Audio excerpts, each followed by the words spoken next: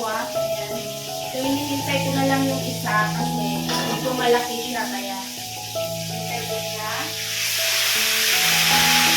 Tostado na mga langga ang aking niluto. At meron akong prepare na cucumber. Ito siya. Ayan.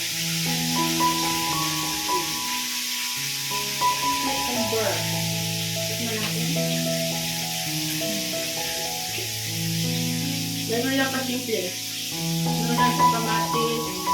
Pang ano lang to guys, pang dessert kasi pag may fried chicken dapat may cucumber. Ayan.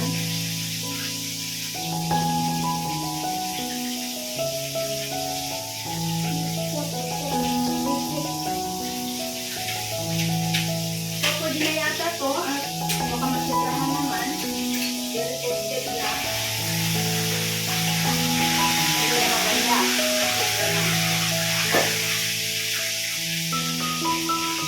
So, quick video lang mga langga. So, ito na yung aking fried chicken. Laki nyo yan. Yun, diba? It's my fried chicken.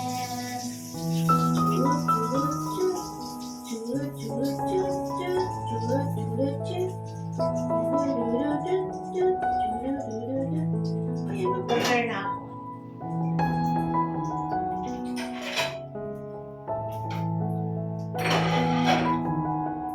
Simple lang ang aking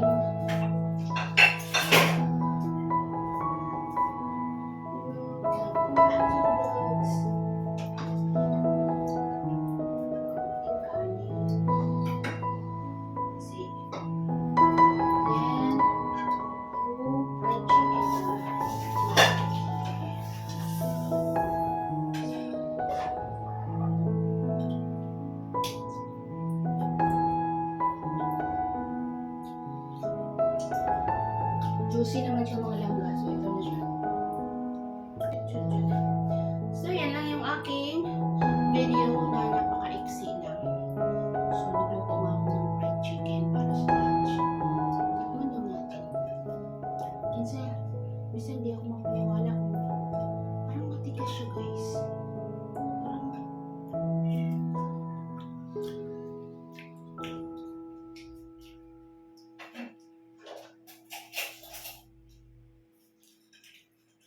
kasi hindi ko yung na eh.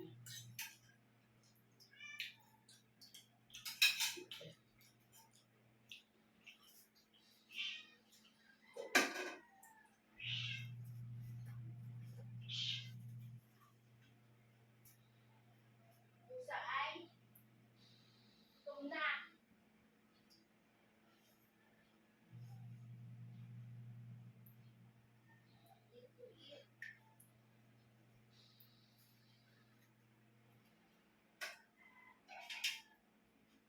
Let's go na sa Lord, oh. Hindi ko alam kung I don't know. Ayan siya mga langga.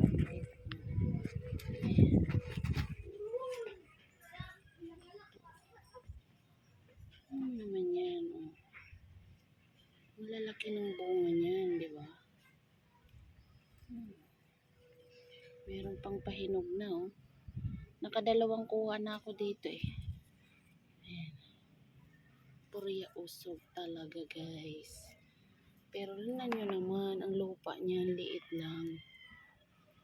Talagang siya lang yung maganda sa lahat-lahat ng tinanim ko.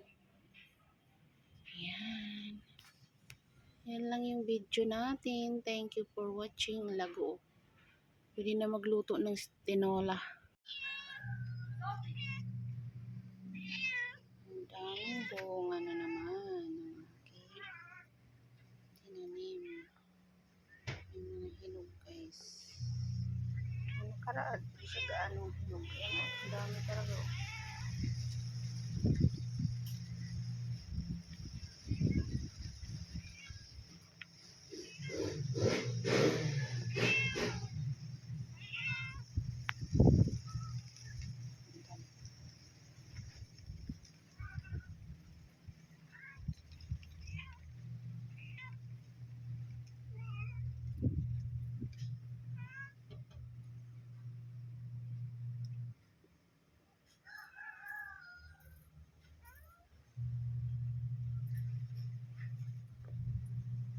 Susunod sa akin.